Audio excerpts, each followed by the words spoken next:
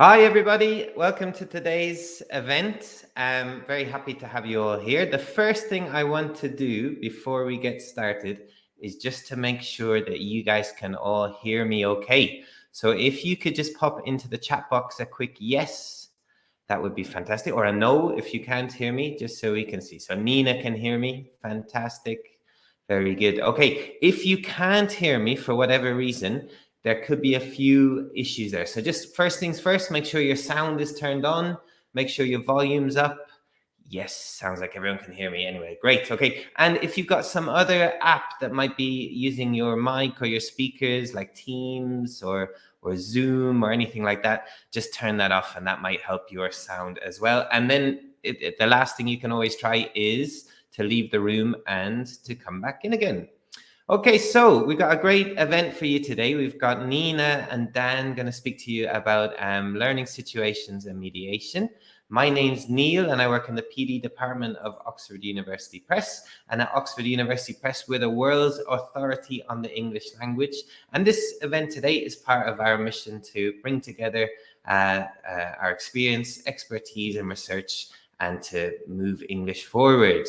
Okay, let's have a quick look at the logistics of what we're looking at today. So you've got the presentation slides area where Dan and Nina are going to be presenting their talks today. To the right of that, you have the presenter screen where hopefully you can see me. If you have some things and comments, I can see you're all saying hello. Just keep going in the chat. You might get some questions from Nina and Dan that they'll ask you to answer in the chat with maybe yes or no or something like that. If you have some specific questions, put them in the Q&A tab. So that's just next to the chat.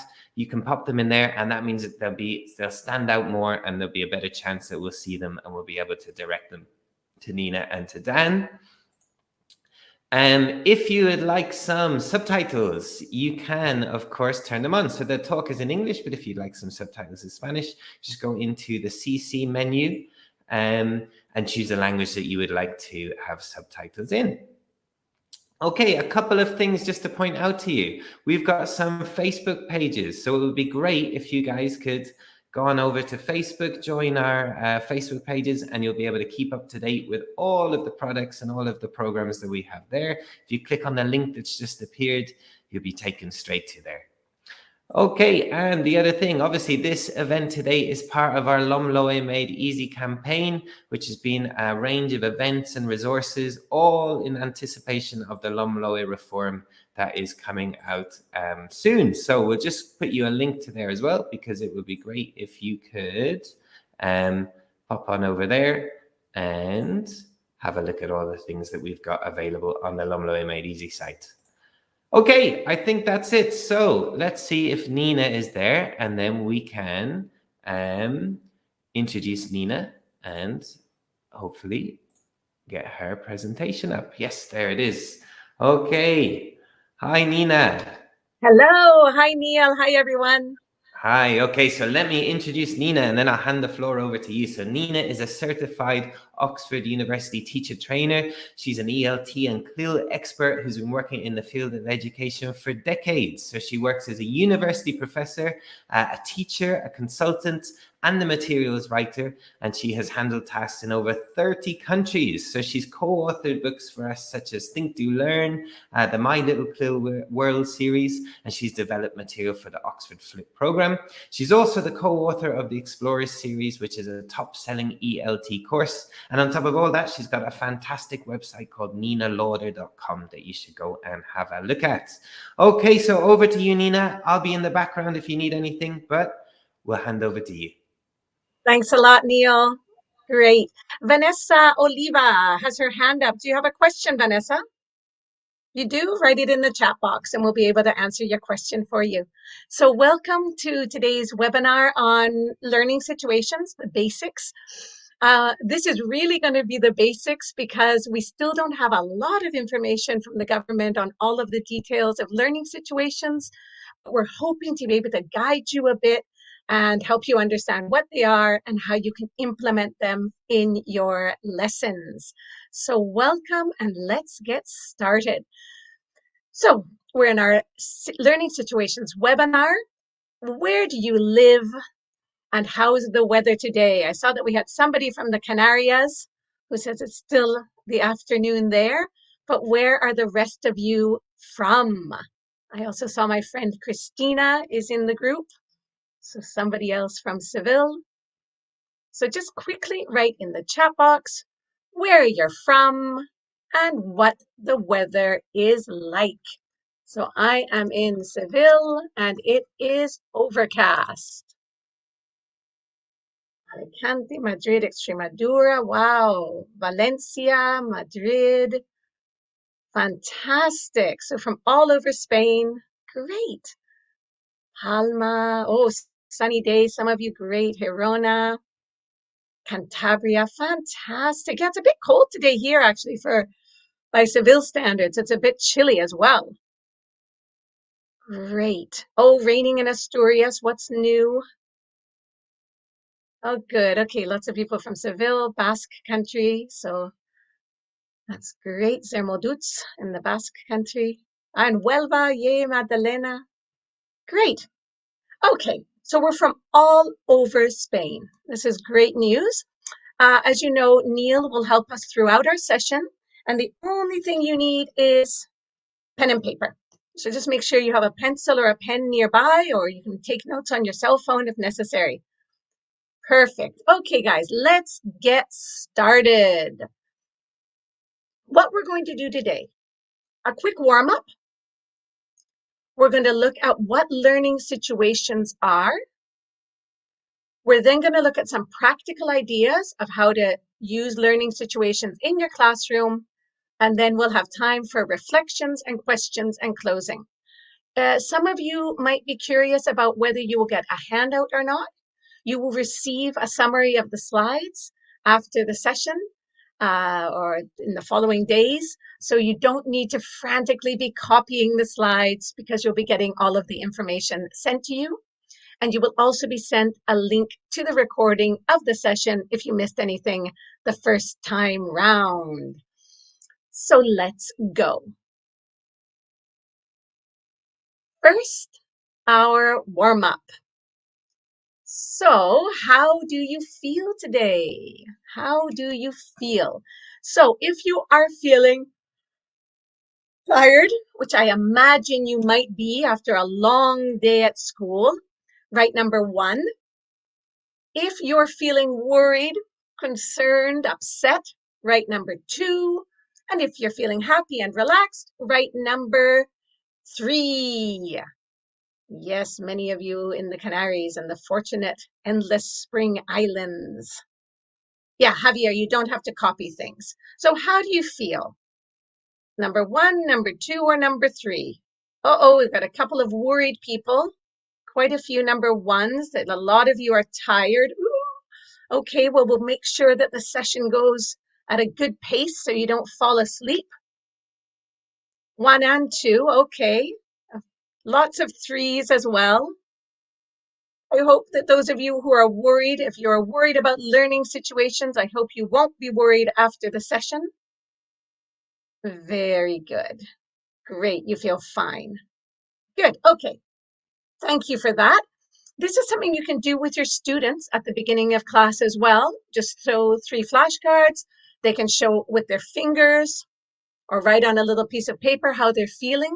And that can also help you gauge what activities you do or how you carry the class out according to the mood that they might be in. Great. Okay, so now on to an introduction. So here, I'm just going to show you a quick couple of things. So here's where I'm from. I think some of you already know me. So where am I from? I got my da-na-na-na.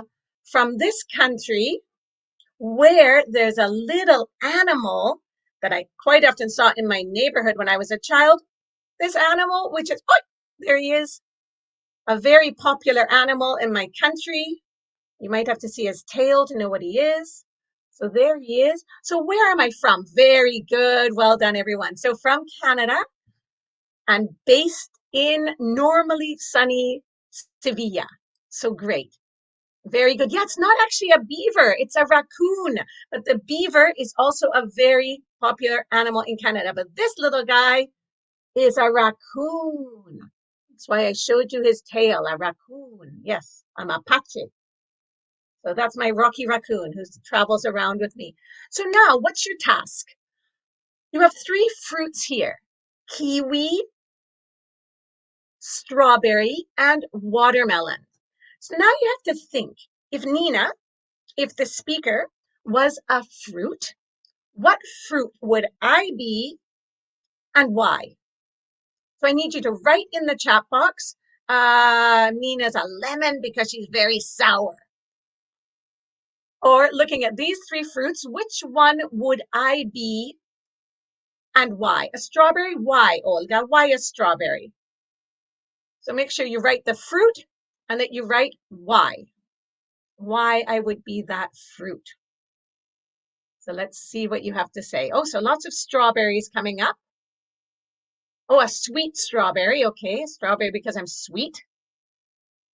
Okay, I seem sweet. That's a good point there, Aurora. Okay, a fresh watermelon. A kiwi. Okay, so the red from the strawberry connected to Canada. A cute strawberry. Okay, because of the color. Okay, so maybe I'm looking a little red today. Marcella thinks a watermelon. Oh, juicy and fresh watermelon. Great. Okay, a smiley watermelon. That's perfect. Okay, so this again is an activity you can do with your students. When you've done the unit on food, or when you've done the unit on colors, or if you've done the unit on animals, you can then have them think, what animal or fruit would you be? And then they can explain to their partner what animal or fruit they would be. So, yeah, no, Aurora, I haven't been to Tenerife, but I have been to my little house in Huelva, in El Rompido, where I take long walks on the beach. So I'm lucky I've got my vitamin D. So let's find out what fruit I am and why. So if I were a fruit, I think I would be a watermelon because I love summer and I can sometimes be a little hard on the outside, but I tend to be sweet inside. So that was my answer there. So I would be a watermelon because of summer and sometimes being a little bit hard outside, but sweet inside. So now over to you, over to you. So if you were born January to June, if your birthday is in the first part of the year, if you were a classroom object, what object would you be and why? And if your birthday is July to December, if you were an animal, what animal would you be and why? So again, these activities can be used as review, as warm up, as icebreakers for little pair work activities. So let's see what you come up with. What classroom objects would you be? Oh, very nice. Gabriella would be a marker to highlight things. Let's see what else we come up with. A highlighting marker. Let's see what others. Ah, very nice. Anna is an independent cat. Oh, a bull. Oh my goodness. Olga's strong and brave. Maria would be colored markers. Yolanda would be a quick cheetah. Oh, very good. An elegant, taking care of the family elephant. Very good. A pencil to draw and create. Very nice. Javier, a projector to brighten up the experience. A horse, a wolf, a lion. Wow. Mary Carmen would be a map of the world because she loves traveling. Colored chalk. Very good. Excellent answers, guys. A playful dolphin. Great. Fantastic. So when you are doing this in class, what I tend to do, for example, is I have the kids brainstorm some of the things, brainstorm animals or brainstorm classroom objects, and then just to help them a little bit, to scaffold the activity a little bit, we then think of some adjectives that could go with those objects or related to those objects, just to give them a bit of a helping hand with this. You guys are very good. I love that one. I would be a rubber so I could erase all my mistakes. Oh, Maite, that's a good one. Very good. So what you can do this with a lot of different topics. What insect would you be? What vegetable would you be? What form of transport would you be? Yeah, Sandra, I don't know if this activity actually has a name. I just call it if I were. So yeah, forms of transport, colors, what song would you be? What superhero would you be? What landform would you be? So depending on what you're teaching, depending on the age of your students, you can adapt this to their needs. Obviously, you wouldn't give them this whole list. Keep it simple. Maybe just 2 options or maybe just 1 option. Very good, but you came up with fantastic answers there, guys. Good job. So it helps you get to know the students. It helps the students get to know each other. You might find students that have animals or objects in common, which helps to build a bit of classroom rapport. So good job, everyone. That was our little warm up. And as it says here, at its core, education is about nurturing strengths, about growth, and about learning. So this is very important and it's tied in with the idea of learning situations. So that was our warm up. Very good. So now on to learning situations. So how much do you know about learning situations? So number 1, this is a topic I'm confident with and I know a lot about. So we might have some experts in the group. Number 2, I know some information about this topic. Number 3, I have little or no knowledge about this topic. So what about you? How much do you know about learning situations? Okay, so we're getting lots of 2s and 3s. Lots and lots of 2s and 3s. Okay, great.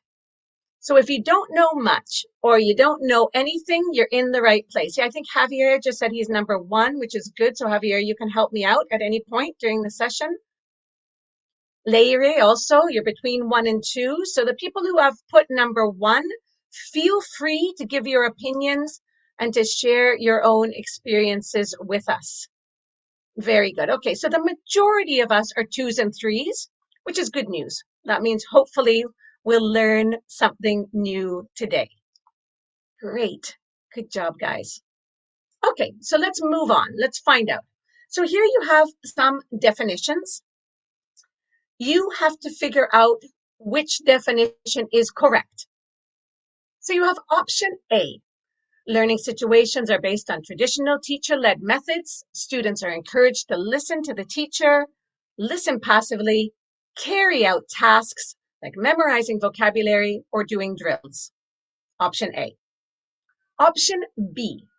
Learning situations aim to achieve objectives through setting real-world problem-solving tasks in which students work together using different resources and skills to develop knowledge, or learning situations are ways of decorating our classrooms to make the environment more attractive to our students. A, B, or C? So let's see, we've got lots of B's coming up. Concha, you raised your hand. If you have a question, just put it in the questions and answers box. And Neil, just let me know if there are any urgent questions. No, you don't need to copy. Don't copy. We're sending you the slides. Don't copy. Oh, wow. You guys are great. Ding, ding, ding, ding, ding, ding, ding. Good job. You figured it out. The correct answer is B. So maybe you know more than you think you know. Very good. Yeah, Aurora, don't worry. Fantastic. Okay, so let's look at our definition B in a bit more detail. So if we look here at B, we have learning situations aimed to achieve objectives. So of course, what we need to do then, if we're planning a learning situation, is to set clear goals and objectives. We do this through setting real world and problem-solving tasks. So when we talk about real world tasks, things that are meaningful, things that have a relevant context to their worlds. And then very important here, this idea of problem solving. So this idea of using a critical approach, a reflective approach, having creative responses to questions or problems. So we're veering away from this right, wrong, true, false, yes, no, type activity, and we're trying to develop activities that are meaningful, contextualized, and that encourage students to find out information on their own and solve problems. These involve students working together. So there's this idea of working in cooperative groups, working in teams. This doesn't mean we don't do any individual work. Of course, individual work is also important, but there is an emphasis here in learning situations on developing their social skills and encouraging them to learn how to work together well.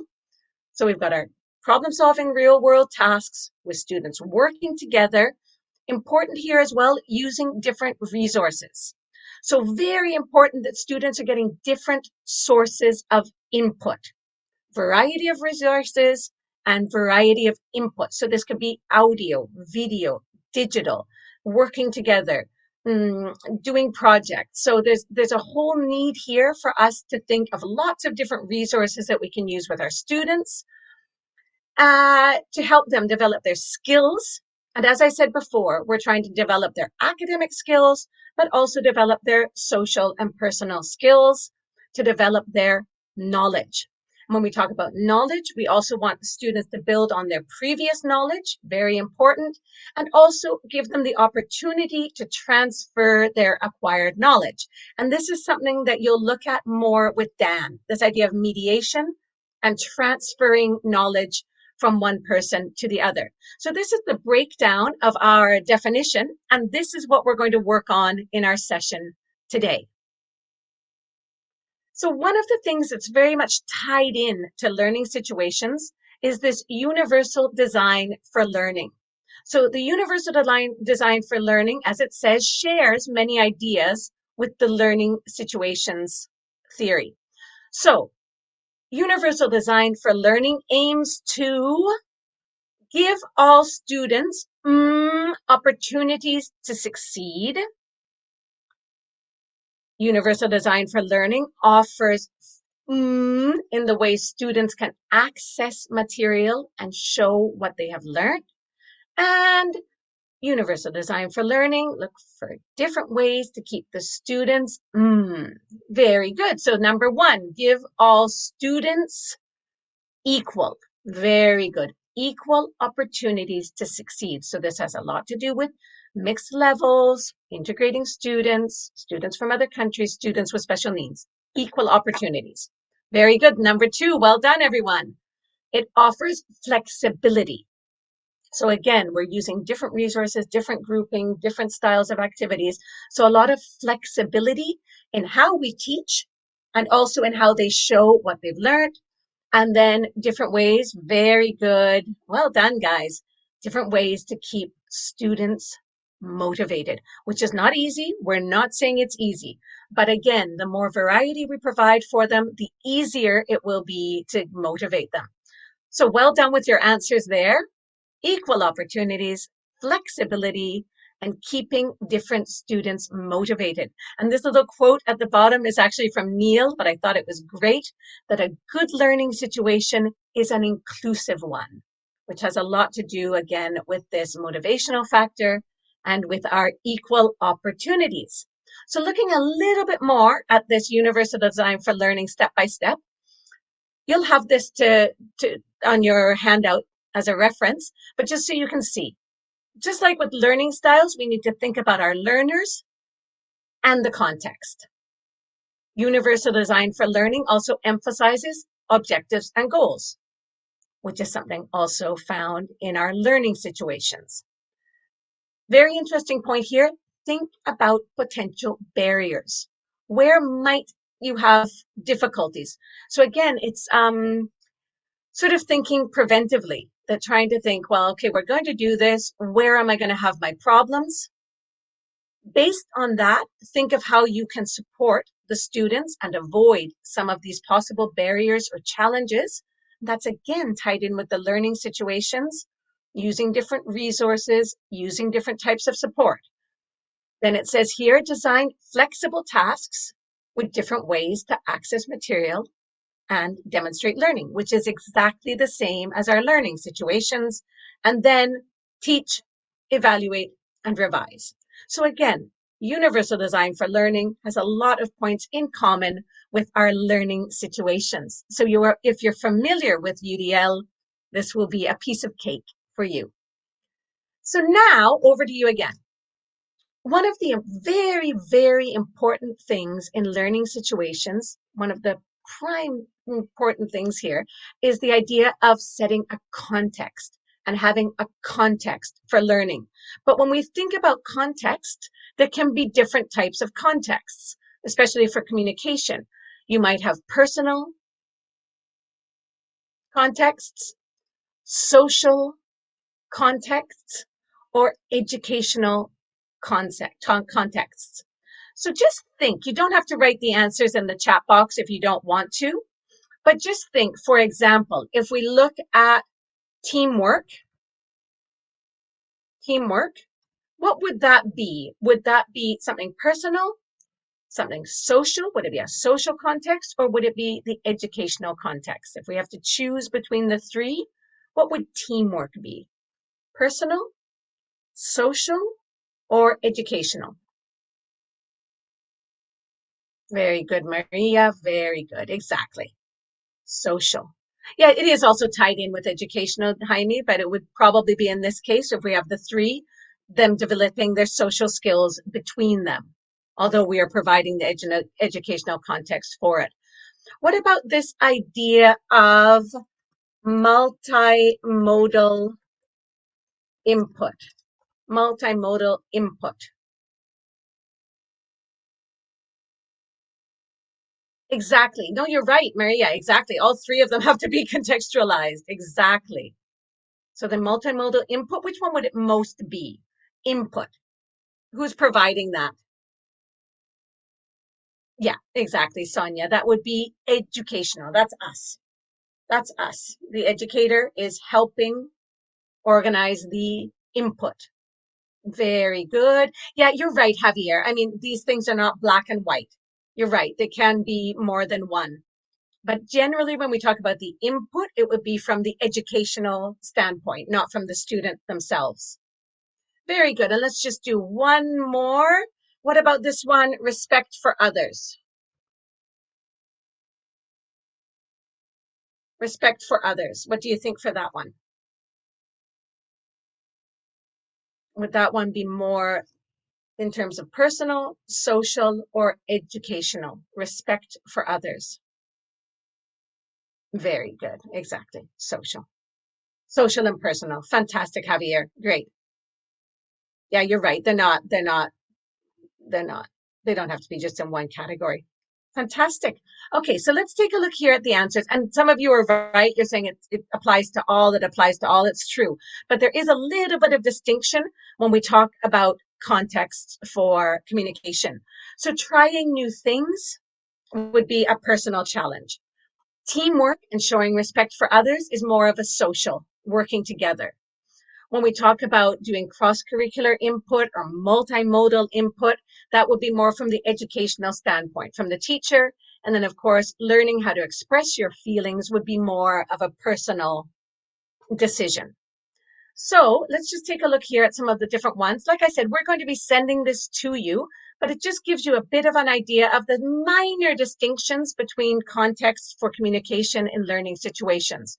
So as we can see here in personal, feelings, emotions, sharing, topics that are interesting for the students, experimenting with forms of communication, sharing your work.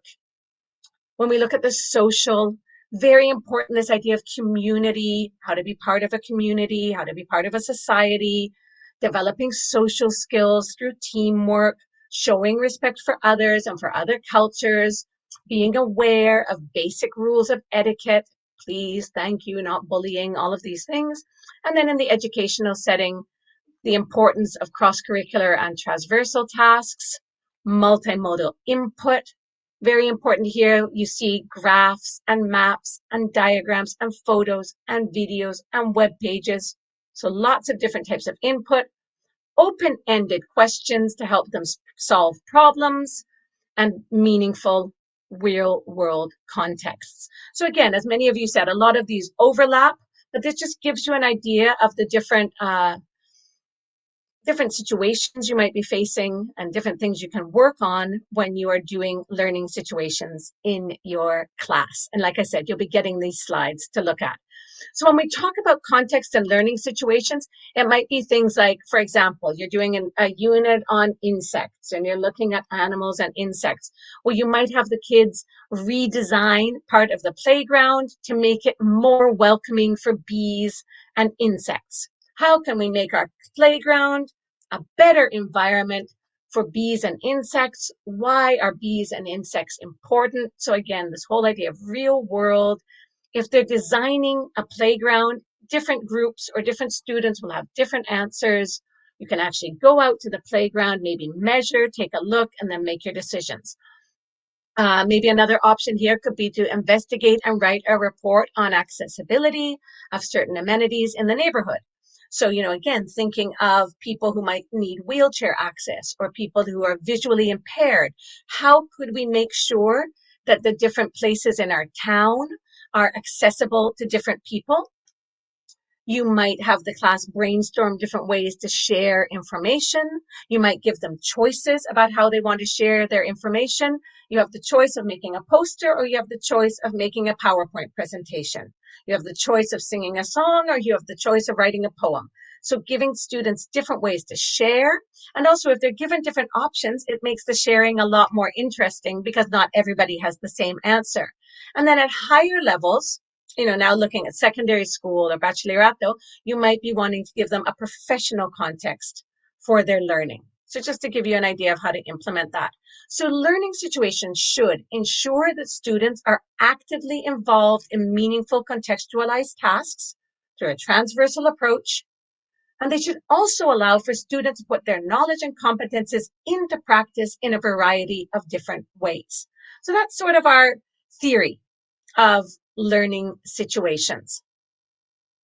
So now, how do you feel about learning situations? Some of you were already experts before we began, but for those of you who had some doubts, are you a little bit clearer now? So you have a clear idea, number one. You more or less understand, or you're still confused. So let's see how we do now. Yeah, Javier, you're great. Javier knows a lot. Okay, so we have a bit of a better idea. That's great. More ones. Great. And a couple of twos, that's normal. We've just started. Good. Okay, great. I'm glad to see that we're getting less twos and threes. Good job.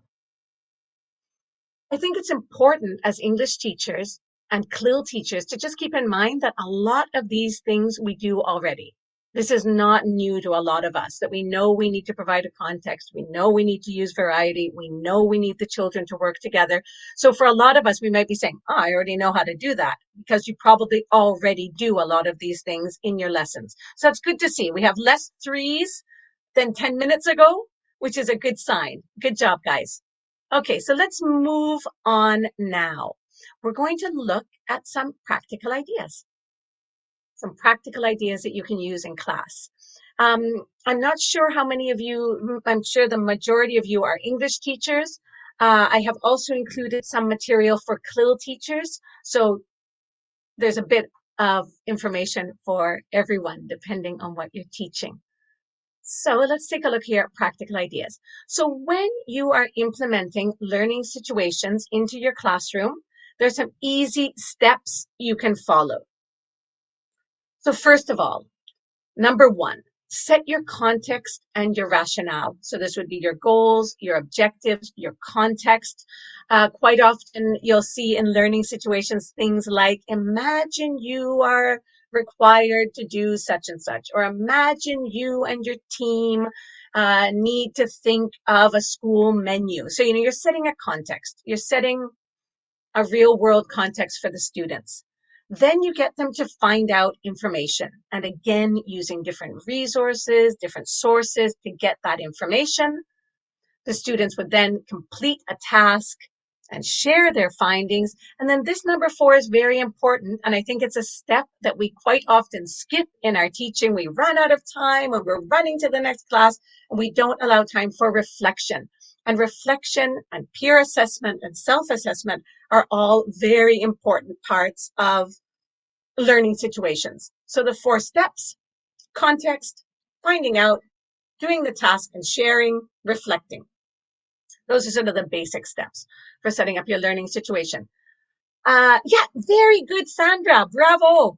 Sandra asks, is it similar to task-based learning? Yes, it's very similar. It overlaps a lot with task-based learning. It also overlaps a lot with project-based learning. It overlaps a lot with communicative language teaching or cooperative language teaching. So like I said, for many of us, this is not new. It's not new. It's got a new name, but it's the type of thing that we've been doing for a long time in EFL and in CLIL. So good question. Exactly, Aurora. It also ties in with Bloom's taxonomy, that we're not just aiming at the lower order thinking skills of memorizing and repeating. We're having students analyze and compare and reflect and create. So yeah, like I said, it actually pulls together a lot of different approaches and theories in one. So good job. Well spotted, guys, that it's very much like task-based learning. So as you can see here in this little project, learning situations, there's a context set. There's a rationale that, they're looking at a real world situation in context. There aren't enough B's. We need more B's. So you're providing the rationale for the activity.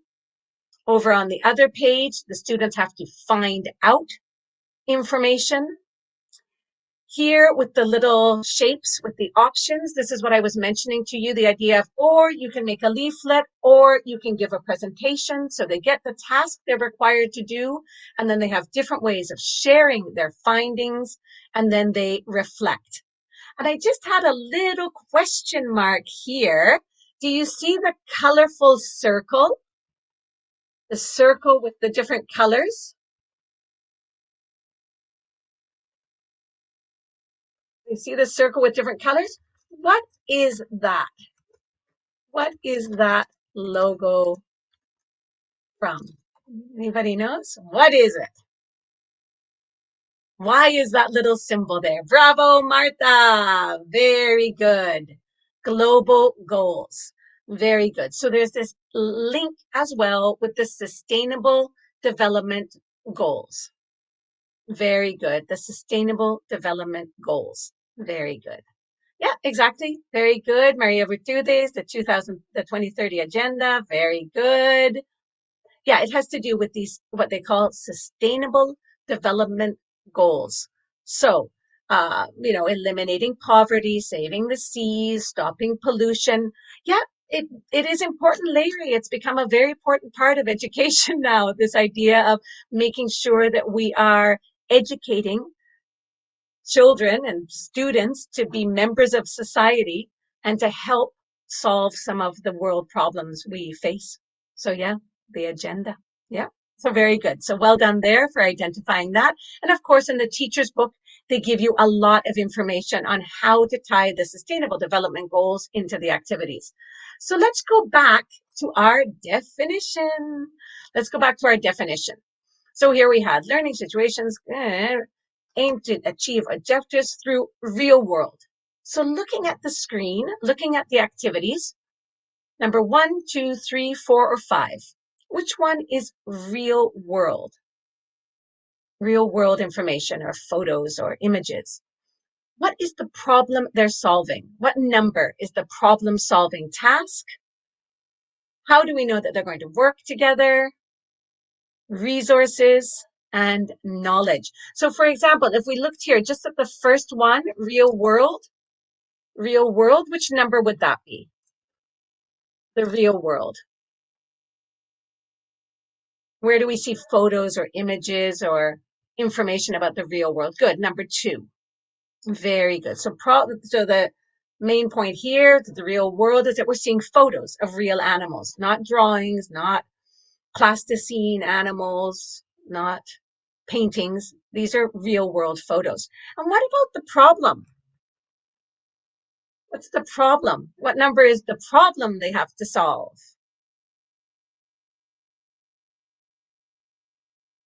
And again, we do this through a question, an opening question. So where is the problem solving situation? Very good. Number 1. What would happen if we don't have any more pollinators? What would the world be like if we don't have bees?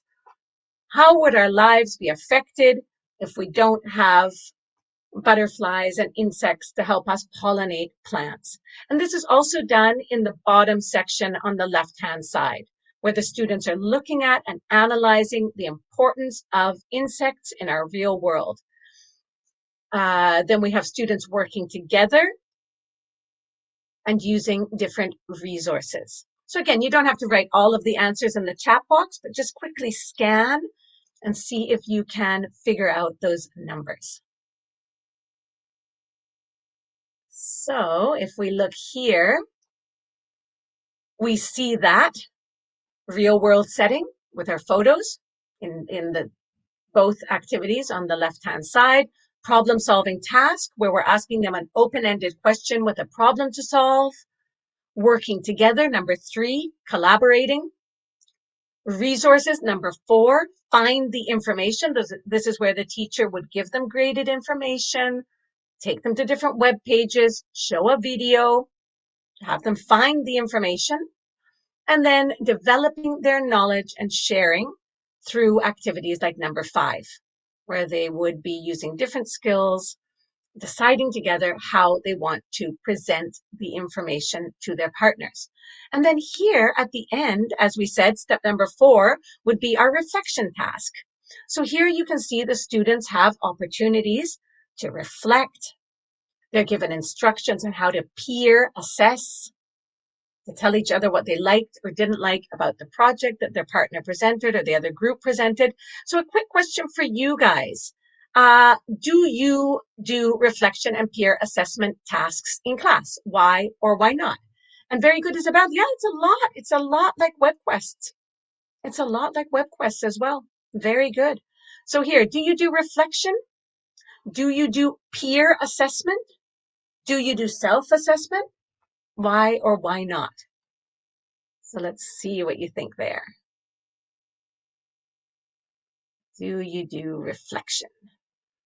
I think quite often some people do a reflection or self-assessments, but I don't know a lot of teachers that do peer assessment. Yeah, we say, Aurora, oh, the students aren't good enough to do that. But if we provide the correct scaffolding and support, they can. Even in preschool, I've done peer and self assessment and reflection. Yeah, exactly, Aurora. Sometimes it's because of lack of time, but it's an important part of the learning process. So we need to try to make sure. Sometimes I even just use my little alarm clock on the phone. And when it's 5 minutes before class is ending or 10 minutes before class is ending, the alarm goes off and I'm like, oh, time to reflect. Let's tidy up and reflect. Very good. So Charo does it at the beginning. You do it as a whole group. Exactly. So just try to keep in mind that just giving them information and moving on might not be as effective as setting a goal, giving the information, sharing the information, and then reflecting on the information, which is the essence here. Yeah, I love that, girl. I try, but they don't. Yeah, that's unfortunately life in teaching, that sometimes you can lead the horse to water, but it doesn't mean it's going to drink. So yeah, good point there, Alvaro. Yeah. So like I said, there are different ways of doing it. You can do it with colored cards, with a game. There are lots of ways of doing it to make it more motivating for the students. And you're right, Teresa, I agree with you. It takes time, but it's rewarding. And I think it is beneficial for us and for the students. So now we've talked about some different ways of providing students with a learning situation. One of the ways we mentioned was through projects. So you have a little checklist here. Can you think of any other classroom activities that we can do where there's a context, real world, collaboration, a problem to solve, an opportunity to share, and a reflection task? So one of these ways is doing projects. Can you think of any other ways to set a learning situation in your class? Exactly, Javier. Welcome to our life. Welcome to our world. Yeah. So can you think of any other ways? We can work on projects. What else can we do? Let's see what you have to say. Very good, Isabel. You can do a web quest. Why not? Good job. I don't even have web quest on my list, so that's a good one. No, it's a good one. You don't have to be kidding. That's a good one. Gamification, fantastic, Olga. Anna, an oral presentation is a good one. Fantastic, a debate. Very good, Maria. A real life activity, exchanging emails, for example, or getting a pen pal. Excellent ideas. Very, very good. Excellent. Having a space for teamwork, doing a collaborative task. Fantastic. And like I said, I'm sure a lot of you are already doing this. You're just not calling it learning situations. Very nice, Olga, doing some community service, role plays. Excellent idea. Critical reading. Larry says asking about interests or issues that happen in class. Good one, Larry. Making videos, making presentations, having breakout rooms. Well done. Good ideas. Martha, bringing up some real situations. Breakout rooms would be, Isabel, for example, if you're doing online classes, you would have breakout rooms, would be when you put small groups of students together, working together in a group. That would be a breakout room. In the classroom, it's group work. Online, it's breakout rooms. Very nice, Martha. E-twinning podcast. Wow, actually, you guys have come up with even better ideas than mine. Well done. Making a play. Very good. So some of the things I had here, but we can also include role plays, debates, e-twinning podcasts, these wonderful ideas you're coming up with. Yeah, Isabel, it's for virtual lessons, breakout rooms. So some of the ones I put here, yeah, e-twinning is the online learning, the blended learning, e-twinning. Very good. Very good, Javier, as well, explaining other levels. Great. Fantastic. So I had down here projects, experiments, stories, group presentations, hands-on tasks, designing things. But the ideas you guys are coming up with are also excellent. I love this one, Idure, the escape rooms. So, I mean, there are endless ways to set up our learning situations. We just have to try to make sure that we cover these points, that we're setting our objectives, we're providing a context, we're allowing for collaboration, we're giving a problem to solve, allowing them to share ideas, and reflecting. So all of these ideas that you guys have been coming up with are also fantastic. And Pilar says, la posibilidad de presentar los trabajos en diferentes maneras. Exactly, según tu manera de aprender. So presenting work in different ways according to how you learn best. Excellent, Pilar. Very good. So let's take a look at some different examples here. So for example, this is just an experiment. I've included on the left-hand side some of our key competences, because as you know, competency-based learning is also tied right in with learning situations. So here the students are working on their linguistic communication, on maths and on science. And here you have a very simple experiment, plant growth and soil. The question is, can plants grow without soil? So an easy experiment to set up, an easy experiment to carry out. And as we can see, we've got our context. We're talking about plants, which is part of our real world. We've got an opening question for them to solve. We've got a problem to solve, a problem to think about. We're also giving them something that is cross-curricular and contextualized. When they do their observations, they can then share ideas. They can work together in groups on their ideas, or they can work individually, depending on how you want to set up the task. And then there is a possibility for reflection. So again, when we're doing experiments, we have this opportunity to ask the question, make the hypotheses, test the hypotheses, share your findings. How could the experiment be improved? So experiments already provide us with a context for learning situations. Another way here is through designing things. And this is something I think is a bit new for us, that we haven't done this as much. We sort of do crafts and things like that. But when we talk about designing things, we're making it a bit more open. We're giving them a situation. We're giving them a context. We're giving them some materials, but then they decide how they're going to carry out that design, how they're going to design that. Then they can share ideas and reflect. In this case, they're working on things like technology, engineering, science, research through digital means. So again, very, very simple task, but it can cover a lot of the points for our learning situations. And Marta asks, very good, Marta. With different experiments, you could then organize a science fair. So that's really providing a context for learning. We're each going to do an experiment, or each group is going to do an experiment, and then in the gym or in the playground or in the auditorium, we're going to organize a science fair.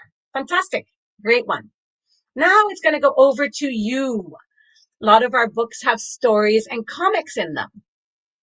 So now, you do not need to write all the answers, but just think, what competences would we be working on?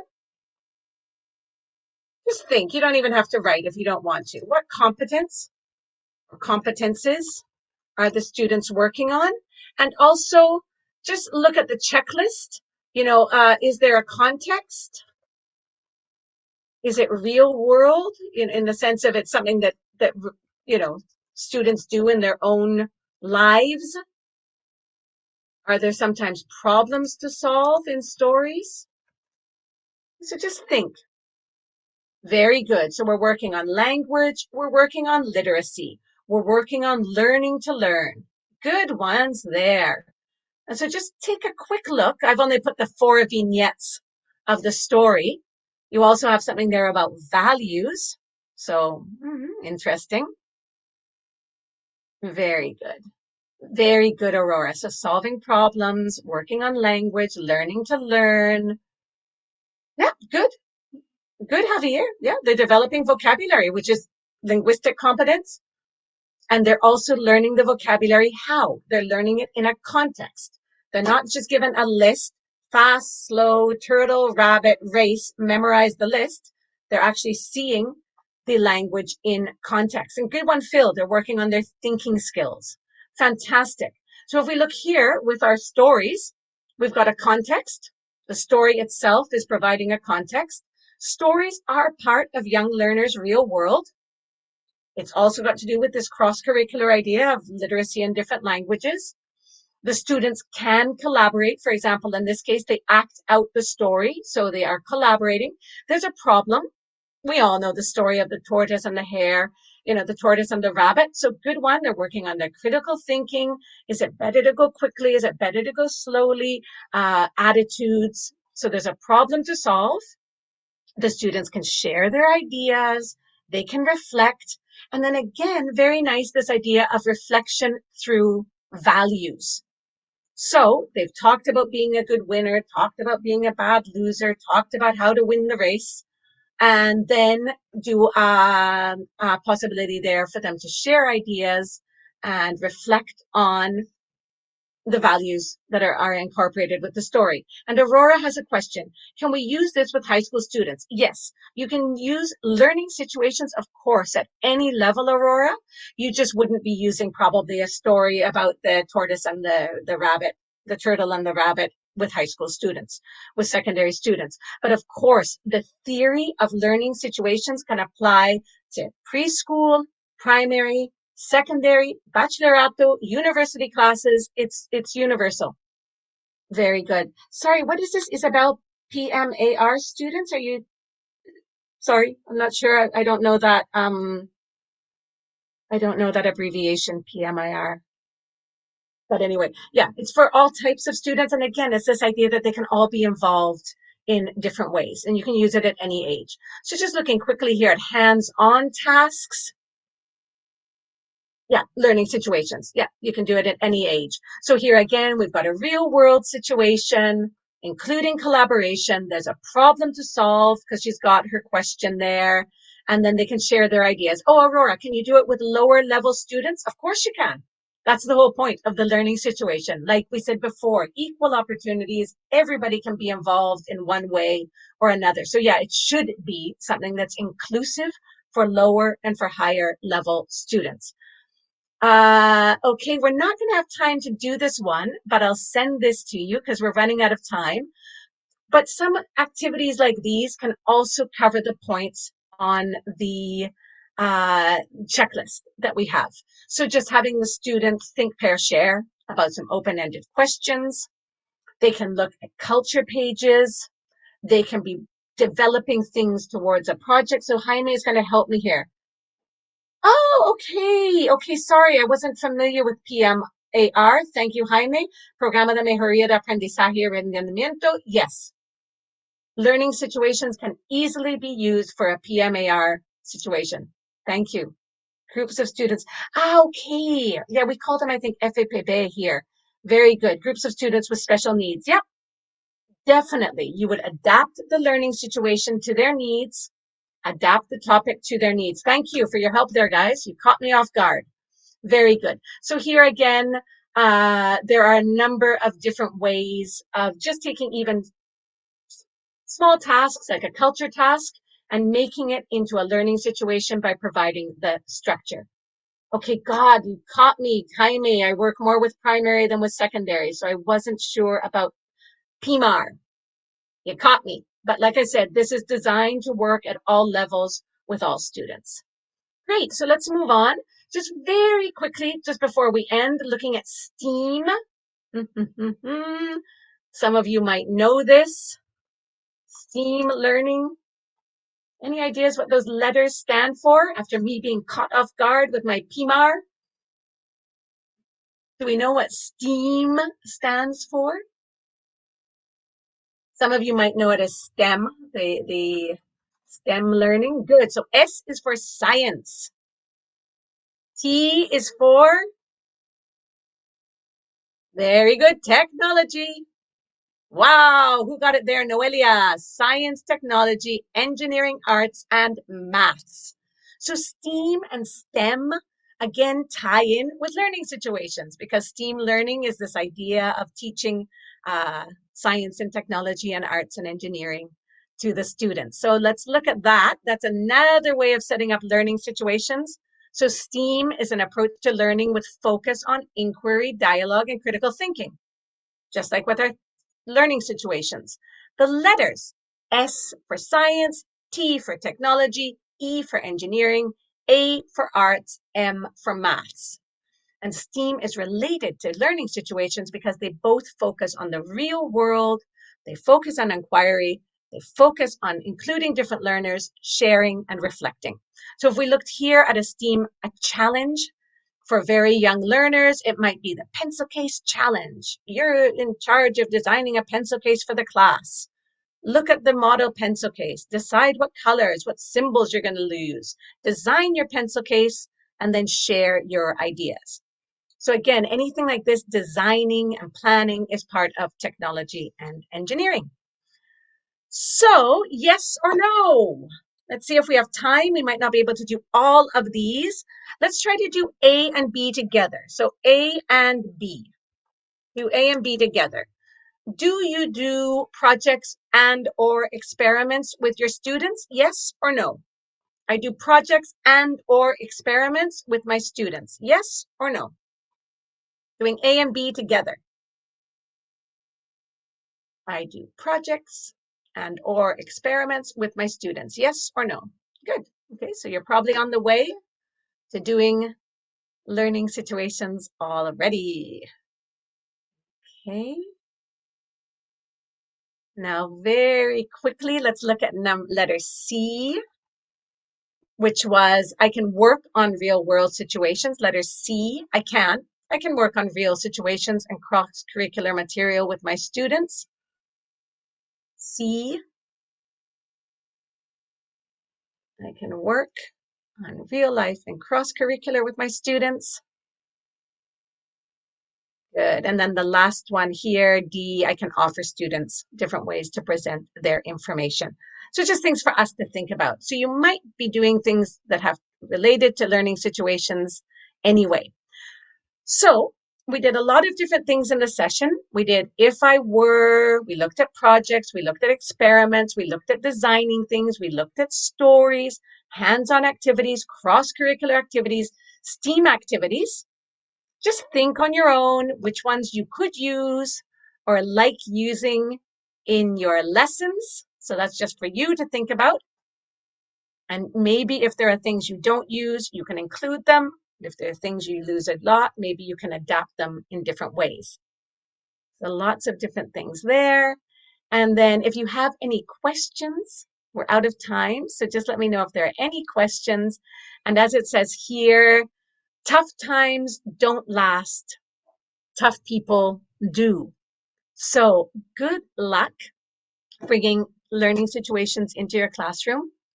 I hope that shed a bit of light on how learning situations can be set up. And like I said, if you have any questions, just let us know. Of course, Javier, you're so right. It will depend on the level you're teaching, obviously. So great job. Thank you, Javier. You were a great help during the session, and Leire as well. So great. Well done, everyone. Okay, thank you very much, Nina. Oh, we have a question very quickly. How many lessons Maria, would you how many consider? lessons? Really depends on you. Like project work and like experiments, it could go just in one lesson or over a series of lessons. That's really up to you and up to the students. Thank you, everyone. If you have any more questions, just leave them in the box. So Great. thank you. Okay, And now, well, thank you too, Nina. So I think you really enlightened us all on learning situations and gave us a good idea as to what it is and really linked it to practical ideas for the class, which is really important. Yes, so if you do have any questions for, oh, I love you, Nina. Wow, your fans are out today, wow, Nina. wow, wow. Right? So it shows you did a great job. Oh, I just having a look in the Q&A. We might have a question in here. Oh no, I think it's just more praise. Okay, Oh, well, great, guys. Well done, very good. everyone. Thanks for participating. Over to Dan. I'll sign off now. Yes, we had great participation in that session. So I'm sure we're going to have more of the same with Dan. So I'm just going to open Dan's presentation. Are you there, Dan, in the background? Hopefully you are. Let's see. I don't know if Dan is connecting. Hi, Dan. Can you hear us at all? Well, look, while Dan is sorting out his camera, let me introduce Dan to you. So, Dan's been involved in language education since 2001, and during that time has taught students of every age and level. So he's worked in Europe, Asia, and Australia. And as well as teaching, he's been an examiner, an academic manager, a director of studies, and a teacher trainer. In recent years, Dan has delivered teacher training sessions globally and has written or co-authored several student books and workbooks for adult and secondary students. When not working, Dan is a keen snowboarder, nature lover, and a music fan. So hopefully Dan is here.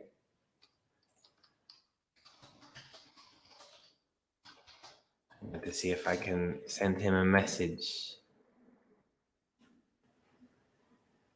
No, Dan. Well, while we're waiting for Dan, why don't you guys pop in the chat box a quick question about mediation? So are you guys familiar with the term mediation when it refers to the language classroom? What do you think? Have you heard it before? Is it new to you guys?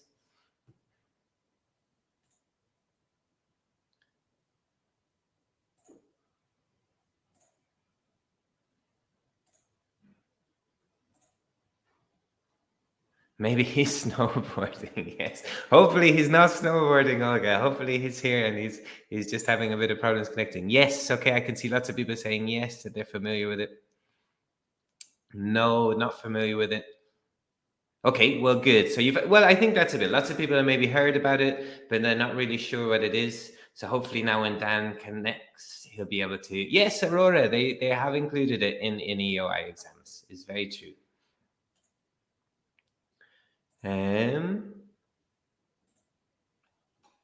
Okay, so I'm just going to find Dan's phone number. We'll give him a call.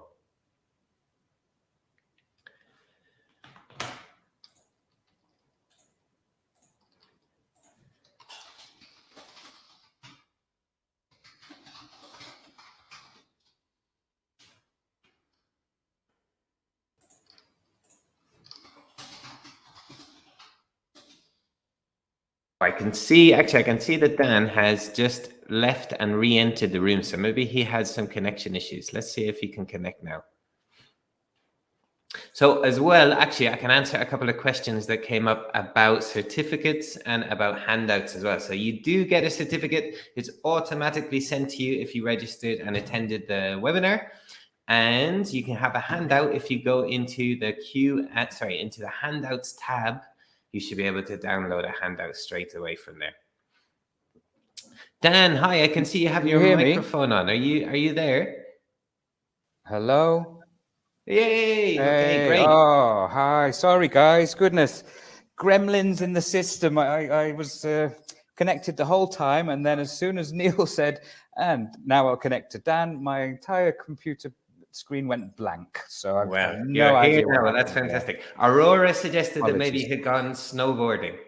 I was confident you hadn't. I wish, Aurora. I wish. Yes. Okay, but look, let me hand over to you, Dan, and we'll be in the background if you need anything. Okay? That sounds great. All right. Lovely. Okay. Yeah, hopefully that's the end of the technical hitches, everyone. So the first thing I want to do is welcome you all and say thank you very much for making the time to join us. I know it's evening, so I really do appreciate you taking time out your own free time to participate in the webinars with us this evening. My webinar is, as you can see, is called Projects and Mediation in the Teenage Classroom, but we'll come to that in a moment, because I thought I should tell you a little bit about myself so that you know who it is that you're talking to. So I think Neil's mentioned a couple of things that I've been in ELT language education for 22 years now. I was quite taken aback when I actually worked out how long it was. How time flies, right? And during that time, I've done all sorts of things. I started teaching in Thailand. I still remember my very first lesson in Thailand with a group of really young Thai kids.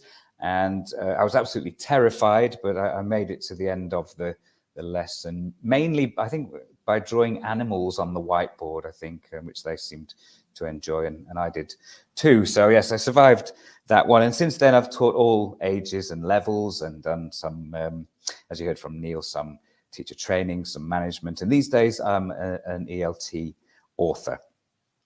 So I'm fairly busy, but yes, there is occasionally time for my hobbies, which do include snowboarding. In fact, lucky me, I'm going snowboarding on Friday.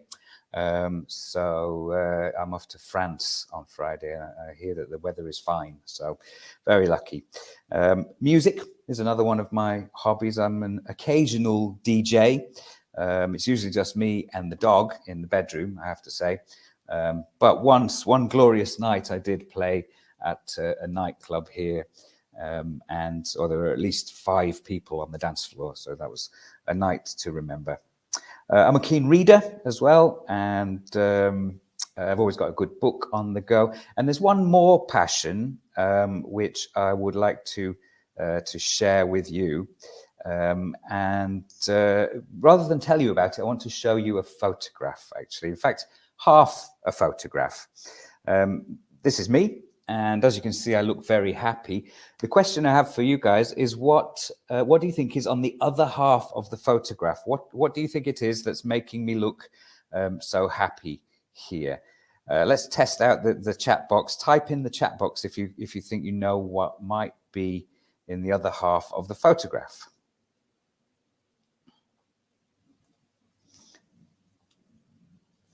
Yes, Maria. Yes. Okay, there's some correct answers coming through here. Well done. Have you guys been looking at my Facebook page? So this is, you seem to have got the ideas. It is, in fact, a monkey. Yes.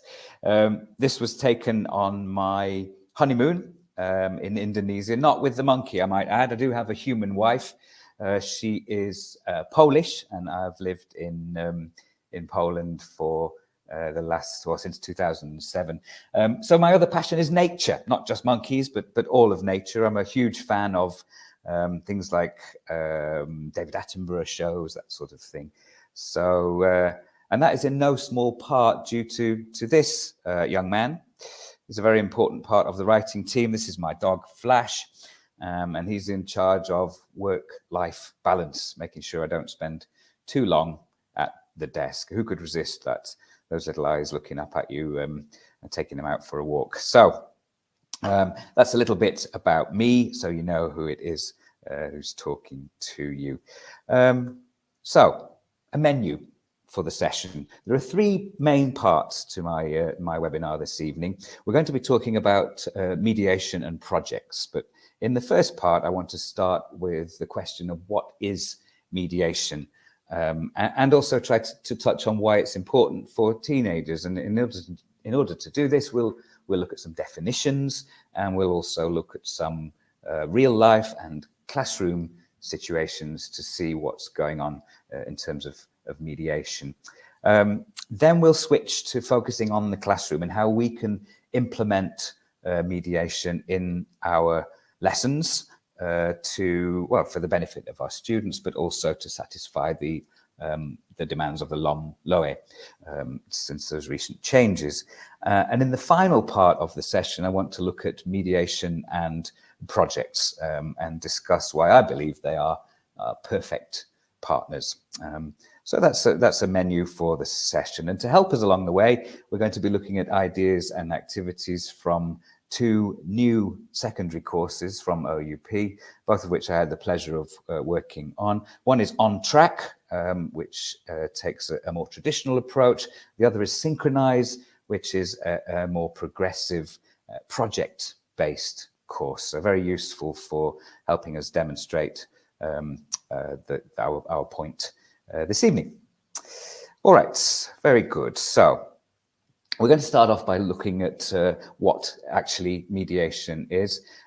Not meditation, as I misread it the first time I came across the concept. I do apologize to any of you who are here this evening for a webinar on meditation to bring inner peace to your students. That's not, I'm afraid, what we'll be talking about. But I do actually have something for you a little bit later in the session, if it's inner peace that you are interested in. Nor do we mean mediation in its original sense, as in conflict resolution. Yes, teachers may well be involved in conflict resolution, particularly in the young learners classroom, but that's not the sense in which we mean it in ELT. So what is mediation in an ELT context? Well, perhaps you can help me. Skipped forward a bit too soon there. I'm going to show you some definitions, and I can't help, it's the course book writer in me, I'm afraid. I've blanked out some of the keywords, and what I'd like you to do is help me by typing in the chat box what you think the missing words are from, first of all, this simple definition of mediation. So mediation is when we use language to something to someone who doesn't fully understand it without our something. If you think you know what those missing words are, can you type them into the chat box now? I'll go and make sure I can see that chat box. Yes, well done. Oh, they're coming thick and fast, so fast that I can't even pick out people's names. Well done, everybody, you've got it, yes. Mediation is when we use language to explain something to someone who doesn't fully understand it without our help. This is from Tom Kiddle, quite a well-known name in ELT. When you think about it, that actually sounds a little bit like a definition of teaching, doesn't it? And that's because as teachers, we are always mediating. Did you know that you were already an expert in mediation? Well, you are. To look a little bit further into this, a little bit deeper into this, what is that something? Mediation is when we use language to explain something to someone. Well, it could be an idea or a concept. It could be a text that we need to explain to someone. That might be a written or a spoken text. It could be a video or some other visual mode of communication. It might be a phrase or word or piece of language, something specialized, perhaps a specialized subject or a specialized piece of vocabulary. And why do the other people in the communicative act need our help? What is causing them not to understand this? Sorry, that's a comment from Dahlia. Can you take out the other picture from the screen, please? Not sure what that refers to, Dahlia. I don't, Neil, if that's something you can have a look at. Is there another picture on the screen?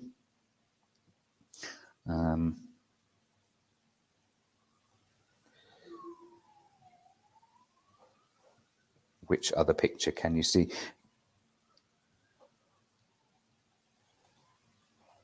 I'm not sure which picture this is in reference to, really. Okay, we'll carry on for now.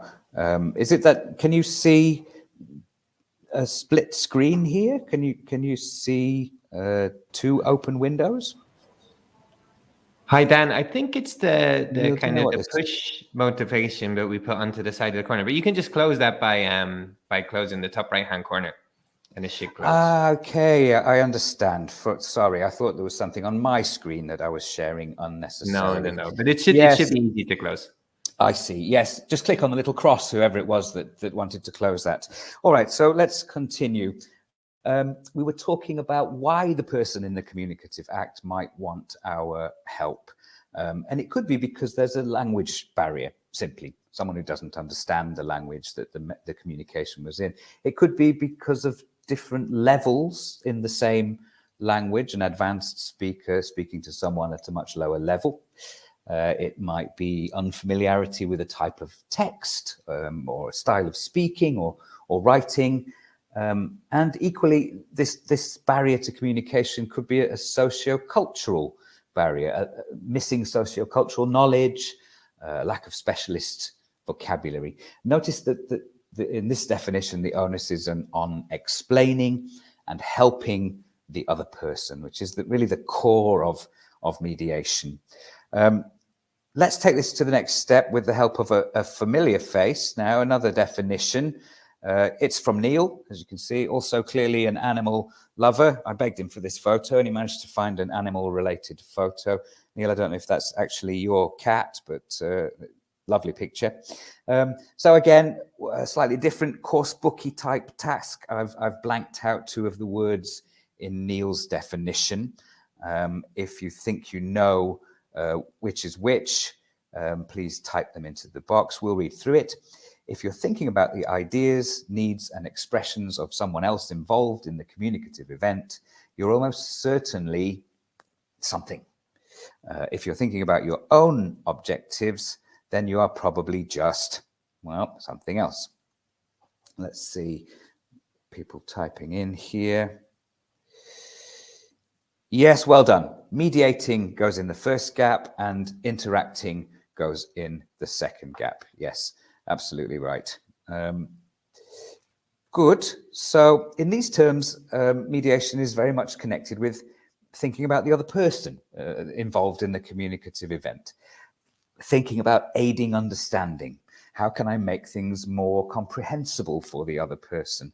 Can I connect ideas and information, and can we talk this through so that we reach a state of mutual understanding? And this is perhaps one of the challenges of developing mediation with teenagers, because they do tend to be rather self-focused. So we'll look at what ways that we can encourage a collaborative approach a little bit later. But we have got one more definition to look at now, and that is from the CEFR, from the Learning and Teaching Assessment Companion Volume, new in April 2020, which is one of the reasons that mediation is now such a buzz term in ELT. Once again, there are some words to put into the gaps. According to the CEFR, in mediation, the learner acts as a something agent who creates something and helps to something or convey meaning. If you think you know what those missing words are, please type them in. So the first one, in mediation, the learner acts as a, let me open my chat, social Social agent, yes, that's right, that's right. Bam, bam, bam, one after another, you've got them all. Well done. I'll remove the blue blocks and you can see. One more time, let's read through that. In mediation, the learner acts as a social agent who creates bridges and helps to construct or convey meaning, sometimes within the same language and sometimes from one language to another. And that's a key point there. So let's just break that down a minute. A social agent. What do we mean by social? Well, working with others and thinking about mutual benefit. And agent, well, an agent is kind of a go-between, isn't it? You may have heard of talk about learner agency and working with agency, and that's a feeling of ownership and control. And in this case, we're talking about control over communication. So let's come away from sort of theoretical definitions now and look a little bit more at a couple of practical situations. Here's the first one. So we've got a Chinese student at school in England who's translating her school report for her father who doesn't speak English. Now, is this a situation in which we might expect to find mediation? Well, yes, it certainly is. It certainly is. In this case, the student will be mediating a text. And in order to explain her school report to her non-English speaking father, she'll be processing the text, relaying specific information, explaining data from one language, English, to another, to Chinese. So a cross-lingual mediation. And it's worth noting that in this case, the original message is not the student's own message. It's a school report. So it's a communication from her teacher to her parent. And why is the help needed with this? Well, in this case, it's because of a language barrier and possibly gaps in cultural knowledge again. And this reminds us that mediators don't always convey the message exactly as they found it. Would the student perhaps massage the report a little bit to make herself look better to her father? Well, perhaps she would. So the original message doesn't always remain fully intact when it's been mediated from one person to another. Interesting to note. All right, good. Situation 2. Here we have got, let me click that on, a Spanish gamer playing in an online team with a Polish gamer and a Japanese gamer using English as the language of communication. A very common situation, of course, with these online games. People play in teams from all over the world. And it's highly likely that in this situation, all of the people involved are mediating. They are playing the game together. They're deciding what to do, working out strategies and tactics. They are processing the events that take place in the game and helping each other to communicate all of this in English and to understand each other. They are, in fact, mediating concepts here. In the first situation, the student was mediating a text. In this situation, what the students are doing is, if you like, facilitating sort of collaborative interaction with peers. They're collaborating, working as a group to construct meaning, to break down what's happening in the game and be able to understand it. And they're managing the interaction between themselves by doing things like showing interest, encouraging each other, questioning each other. And this is one of the reasons why it's so important for teens to learn mediation skills, because communication online is increasingly intercultural these days. And of course, we're not only talking about gaming. Tim Goodyear was one of the authors of the companion volume for the CEFR that we looked at a definition from just a moment ago. And he pointed out, well, I'll quote him actually, he said that as the world becomes more automated, educators and employers are looking for students and employees with these well-developed soft communication skills that support creativity, collaboration, and critical thinking. In other words, the point that Tim's making there is that these are mediation skills are increasingly valuable when it comes to getting a place at university or wherever you go for further education, and B, getting a job thereafter. So this is one of the reasons it's very important that we develop these skills in today's young people. Situation number 3. All right, it's a bit closer to home this time. So we've got a group of Spanish 15-year-olds drawing up a short list of items to put in a time capsule as part of a collaborative project that they're doing in their English class. Are they mediating in this situation? Very, very much so. Yes, they are. They are mediating texts, as we saw earlier. They're mediating concepts, as we saw in the last situation, but they're also mediating their communication, by which I mean things like acting as an intermediary, dealing with delicate situations or disagreements in the group, facilitating decision making. We might hope to hear, that all sounds quite complex, but we might hope to hear language from students in this situation. Simple things such as, I think we should, da, da, da, da. No, because, da, da, da. Well, then why don't we, da, da, da. Oh, okay, good idea then. Well, those kinds of interaction are exactly what we're talking about when we're talking about mediating communication. So projects, I think, are a great vehicle for developing mediation, and they can be designed to require students to engage in all 3 types of mediation: texts, concepts, and communication. All right, so let's wrap up this first section of definitions. I hope we sort of have a clearer idea now of what we mean by mediation in the context of the ELT classroom. We saw that there are 3 main types: mediating texts, mediating concepts, and mediating communication. And here are some of the, if you like, buzzwords from the things that we've said in the last 10, 15 minutes or so. And I won't read all of these out to you, but if you look through the slide, you can see that these communicative acts, showing interest, deciding together, managing disagreements, could also easily apply to project work. So again, this is why I think the projects and mediation are really perfect partners. We'll come back to that concept a little bit later. That was quite a lot to take in. I do appreciate it. Perhaps your head is spinning a little now. I did promise earlier that we would have something to help us find inner peace. So maybe now is the time for that.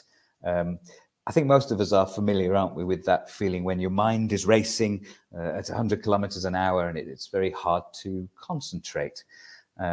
Unfortunately, according to research, and I'm sure you'll be aware of this through your own interactions with your students, that anxiety is an ever-increasing problem for teenagers, and it won't surprise you to find out that the most commonly reported source of stress for teenagers is school.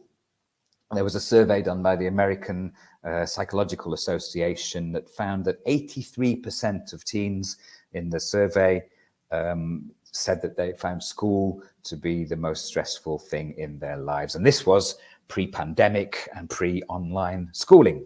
So that kind of statistic, and of course there are lots of other similar statistics out there highlighting the problem of stress among teens.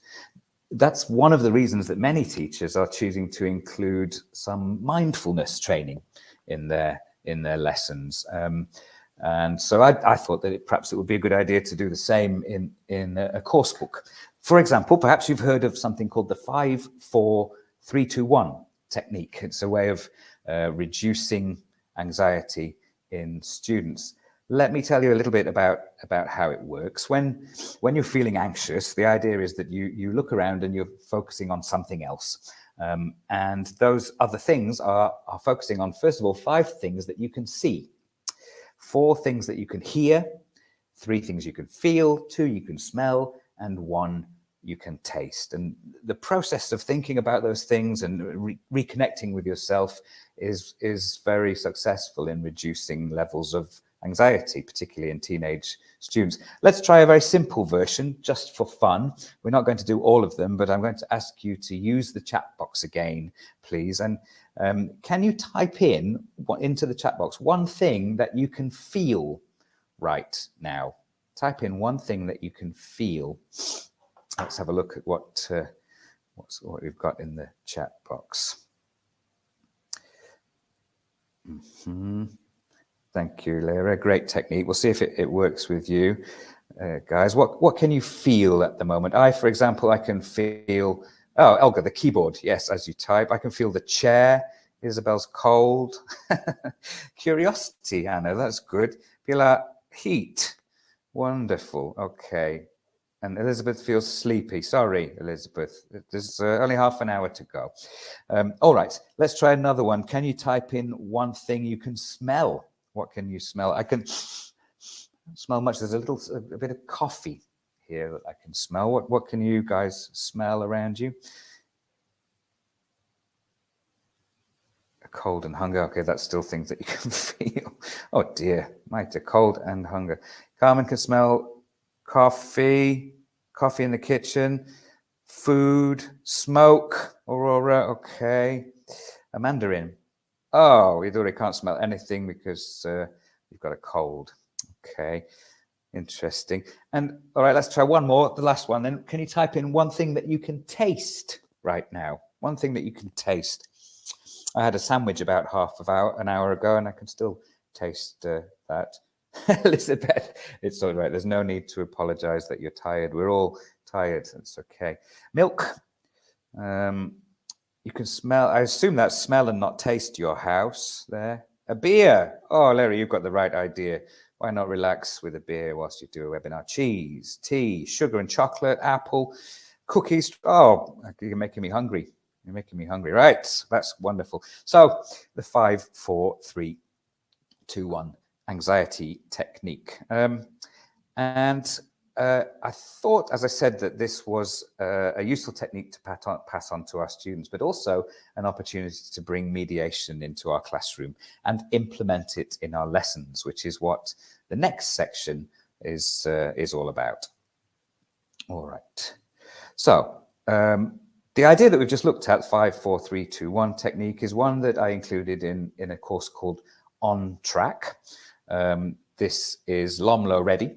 It's a new course. This comes from level 3, and it's from a unit on the senses. Here you can see the first page of that unit. Now, each unit in this particular course starts with an opener video to introduce the topic, preview some of the vocabulary in the unit. And in this lessons, the students watch a video. And of course, if there aren't video facilities available, or if, according to preference, you can also just listen to an audio script. So in this particular lesson, students watch a video about the 5, 4, 3, 2, 1 technique, and then they try it out in class, which is a bit of fun in class, but as we've said, also hopefully maybe of use to some of them if they're feeling anxious. Now, the video is essentially a text, isn't it? It's a spoken text with accompanying images, and so it provides an opportunity to work on mediating a text. And you'll find that at the end of every first lesson in the units in On Track, there's a mediation task, and this one asks the students the following task. Your group of friends don't understand English. Explain 3 important details of the video to them in your own language. Note that in your own language. This activity requires mediation from English, from the video, into the student's L1, in your case, Spanish. Now, this is cross-lingual mediation. We've mentioned it once before. And here we're practicing mediating a text, just to reiterate that. The video is, in fact, a text, and the learners will be practicing skills such as breaking down complex information, simplifying a message, adapting language to suit the audience.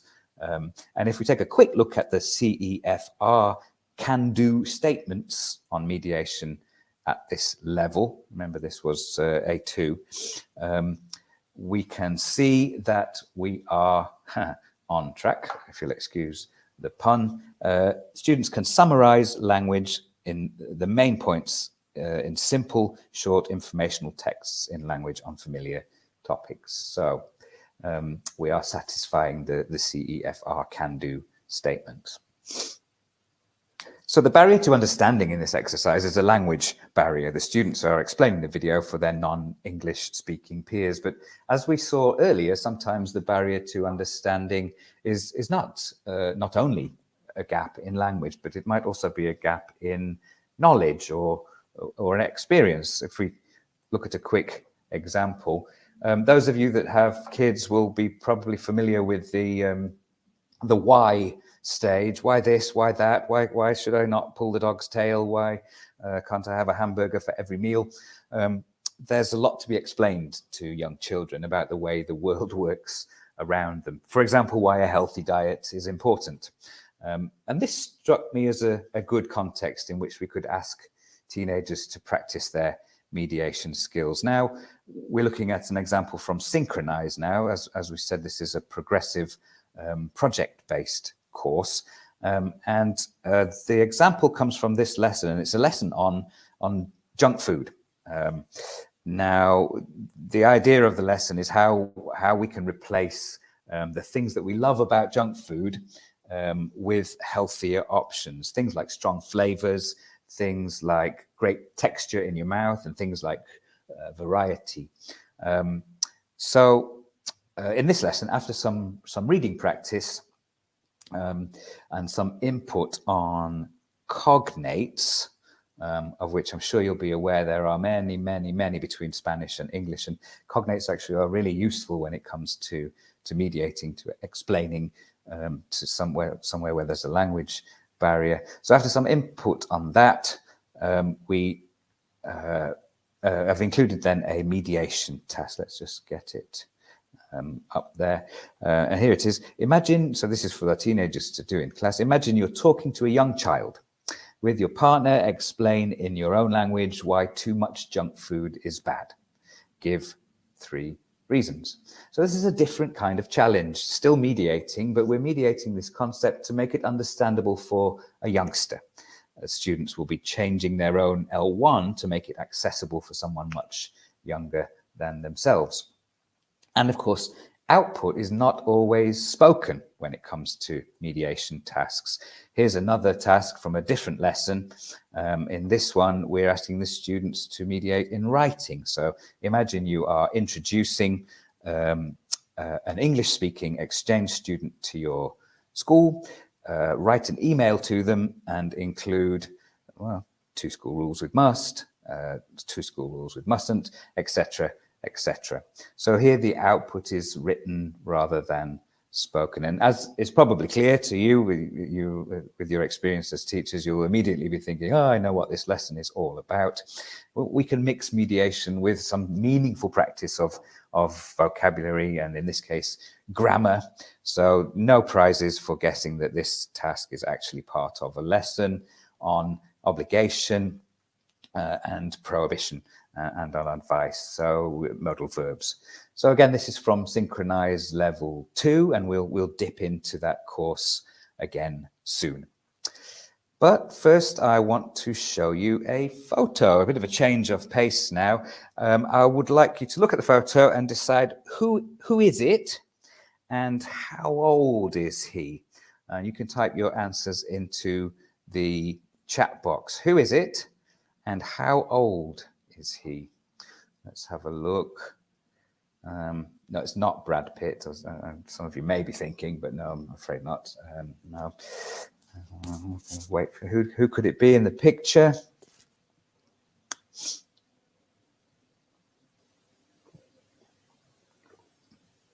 Yes, I do have pronouncing your name right. It is me. Maria says it's my son. Well, I guess it could be, no, but it's me. It's me. And well done. Yes, this was taken in 19. Wait a minute. I wrote this down. I've forgotten myself now when it was taken, this photograph. Long time ago, very long time ago, 1990, and I was indeed 17 years old. Well done. You're amazingly well at spotting my age there. So yes, back in 1990, I was born in 1973 BG. If you don't know what BG is, 1973, BG means before Google. And the world was a very different place, wasn't it, in the 1990s? Those of you that were around back then may remember that in the 1990s, computers looked like this, great big boxes, in fact, 2 great big boxes. Phones had those little screens, you know, green with the black text, and music was all on CDs or even cassettes. What about the videos and DVDs? Does anybody remember going to the video shop? How strange that would seem to our students now, right? Going to rent videos from the video shop and then forgetting to take them back and having to pay the fine. Sophia, you were only 6 years old. Okay, so you probably weren't renting your own videos at that time. Doc Martens shoes there, the fashion item, they were trendy. In fact, they've just been trendy forever, haven't they? Since I think they came out in the 1960s or something, and they're still fashionable these days. And computer games have moved on somewhat since then. This is the original Game Boy. I never actually had one of those, but I did have a very old-fashioned computer called a ZX Spectrum. So basically, it was just a bit like a calculator, but somebody still has the Blur CD. Wonderful, yes. Some classics are meant to last forever, aren't they? So it was a very different place in the 1990s. Kind of what we've created here, if you think about it, is a little time capsule, haven't we? A little time capsule from the 90s with some items in there. So I've got a challenge for you now. If you had to create a time capsule to summarize the last 10 years, let's say, what kind of things would you choose to put in that time capsule? Now, I'm going to ask you to type in your ideas into the chat box, things that sort of sum up the last 10 years or so, but they don't have to be physical things. They could be major news stories, they could be people, technological developments, as we have here, fashion items. Could be something to do with entertainment. You might decide to put Netflix in your time capsule, for example. So have a think about it. What things do you think we could put in a time capsule to represent the last 10 years or so? I'm very curious. Antonio, yes, I'm afraid so. Surely a mask. Yes, and a COVID test. Uber is a good one. Isabel? Yes. Yes, a COVID test. The pandemic has, of course, taken over everyone's lives, hasn't it? Spotify is a good one. MP3s, reggaeton music, nice. Ryanair, yes. Uncle is Ryanair, definitely. Webinars, Carlos. Whoa, very meta of you, Carlos, indeed. WhatsApp, yes. Fantastic. Vaccines, gas and petrol. Kahoot. I'm not sure what Kahoot is. That's probably an app, is it, Maria?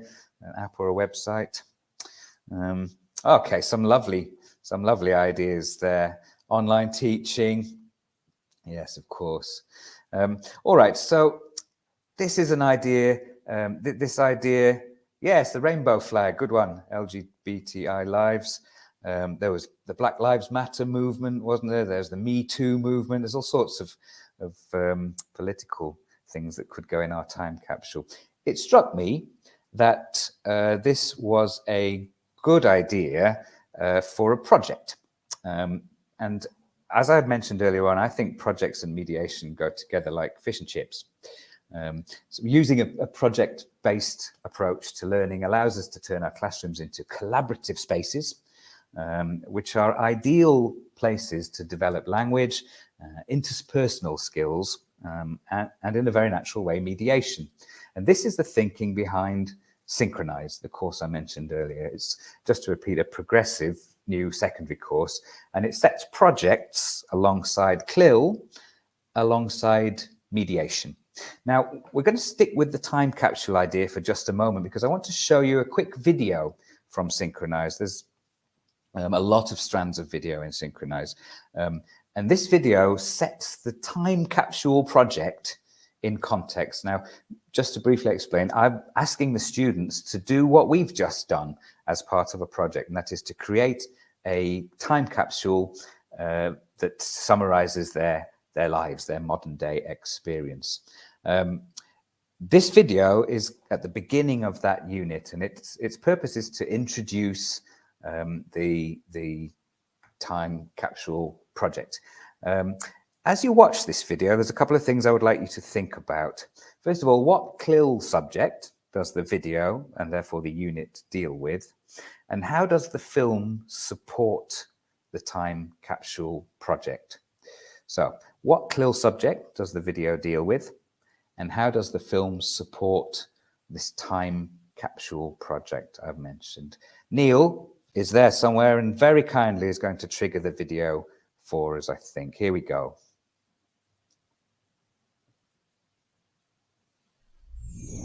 Hi everyone, welcome to my vlog. I'm Curtis. We're doing something very special at school today. We're going to dig up a time capsule. It was buried a long time ago in 1999, but more about that later.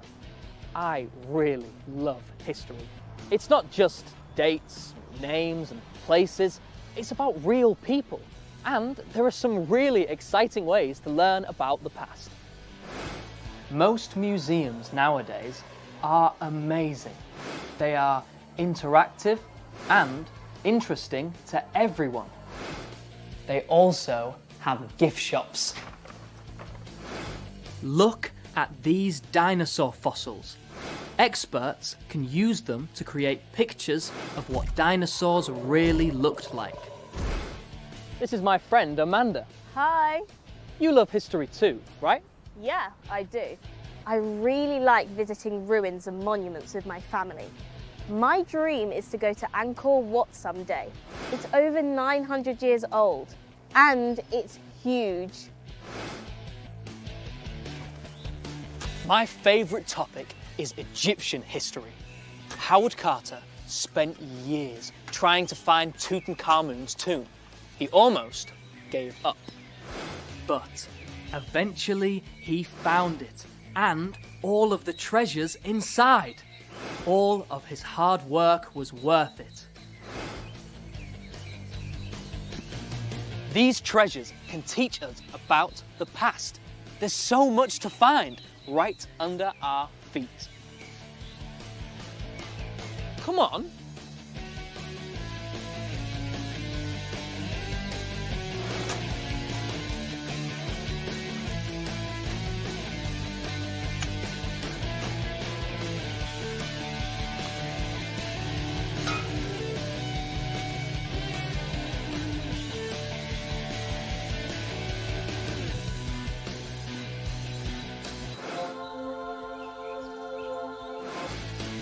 Here's the time capsule we found.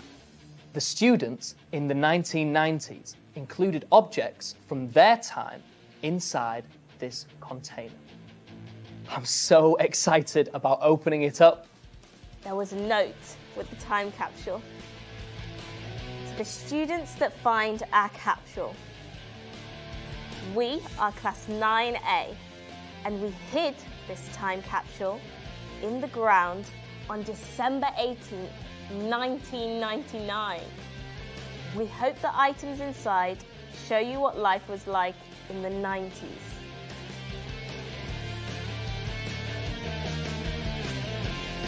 Let's find out what's inside.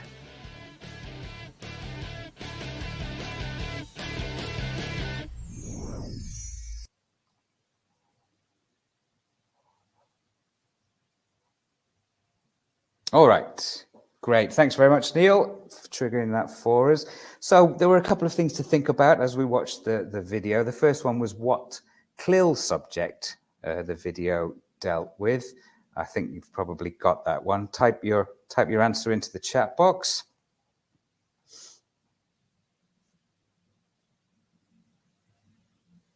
It is a nice video, right, Javier? Yeah, great. History is the main one, but yeah, there's also information technology, science, history. So yes, that was the first question. The second question I wanted you to think about was how the film supports the time capsule project. And I will kind of help you out with this one because what the idea of the video is to do is to set the project in context. It makes it fun and closer. Maita, that's right. It shows the students what a time capsule is. It shows the ultimate goal or rationale for their projects, and that being that someone will open their time capsules in the future and learn about their times. Spot on, Isabel. Yes, it shows them what's expected from their own project. And I hope it sort of builds excitement a little bit and encourages them to engage with learning. I really loved that we were able to get in the selfie filming aspect. And I tell you what, for an ELT language video, I think the acting is pretty good. We've got a couple of very talented young actors on that one. So this starts off the unit. And of course, we all want to know what's inside that time capsule. Well, let's hope that the students do. And that's what we find out in the next lesson. Now, you can see that those items may look a little bit familiar. We've already used these ourselves, haven't we?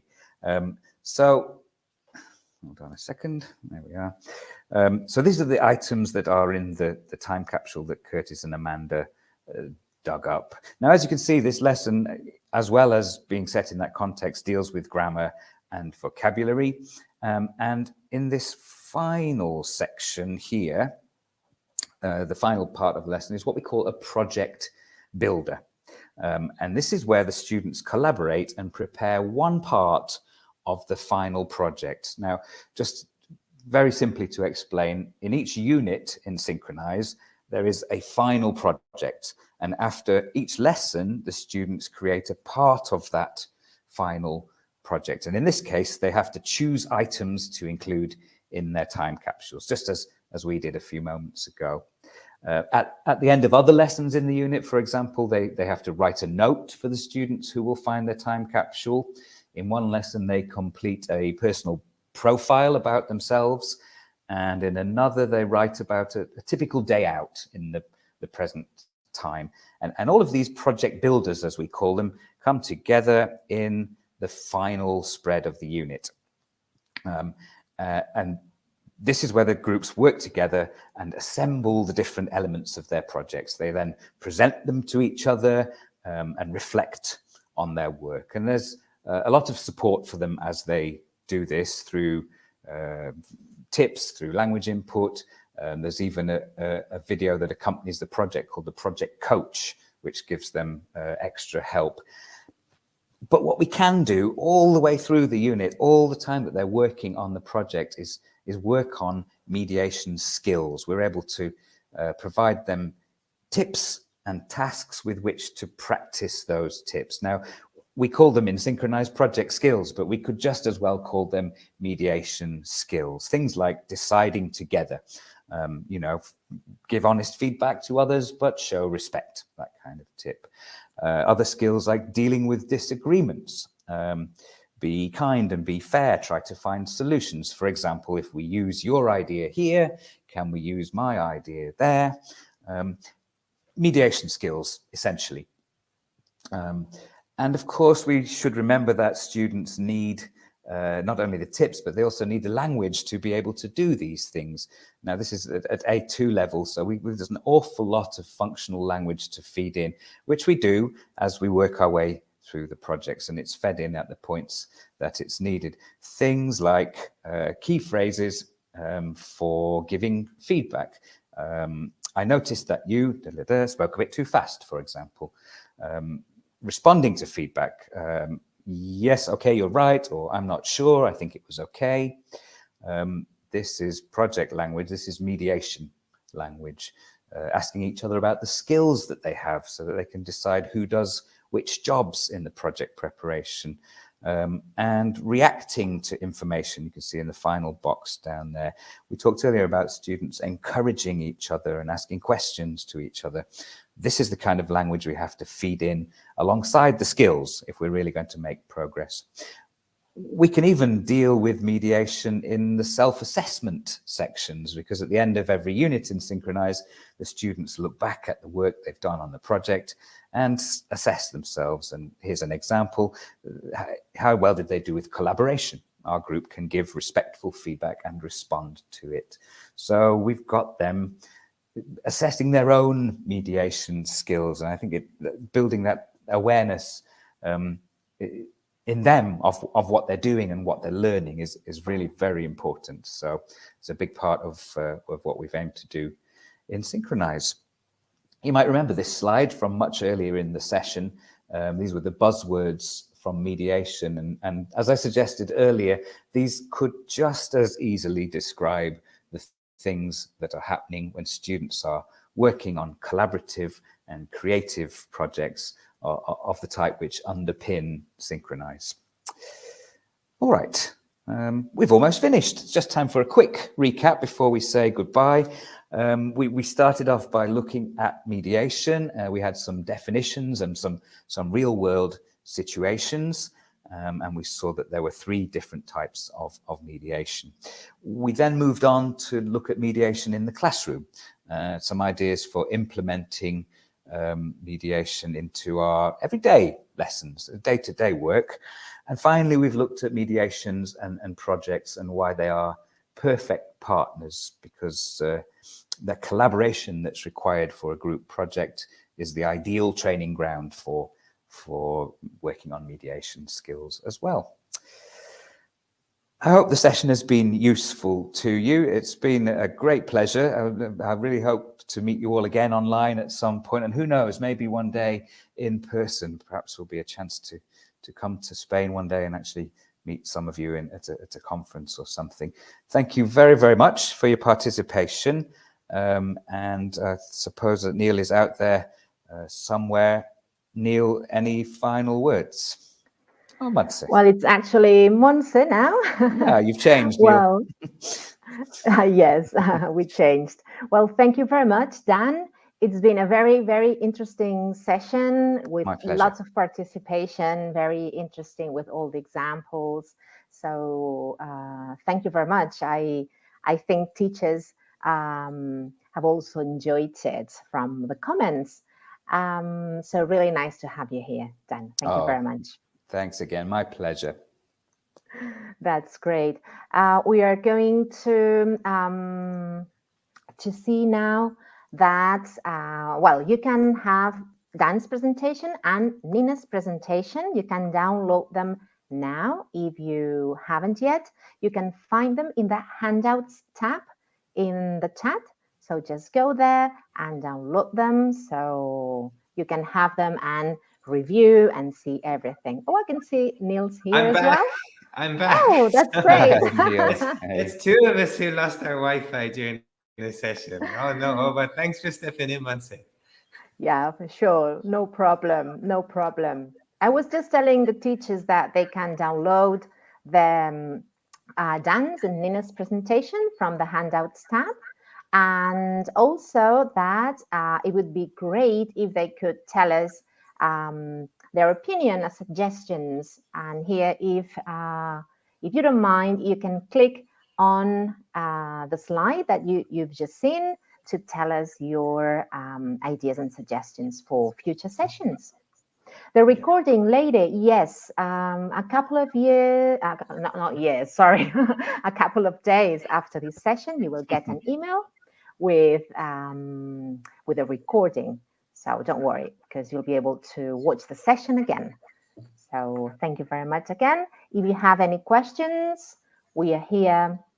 We'll be here for a couple of minutes more, just to remind you of the LOMLOE website, the LOMLOE Made Easy website, where you will find lots of resources, webinar recordings and interviews and podcasts. So feel free to check also the LOMLOE site. Neil, anything else? No, you did great. Thanks, Monse. Came in and covered everything. Yeah, just to reiterate, thanks so much to Nina. Thanks to Dan. 2 great sessions highlighting 2 really key areas of the LOMLOE reform. And thanks to you too, Monse, for coming in and rescuing me when my wife. Of course. So yeah, as you said, we'll stay in the chat for a few minutes. So if anyone does have any questions, pop them in there and we'll answer them in the chat. But apart from that, thanks to everybody. Thanks to everybody for taking part and for participating in the chat.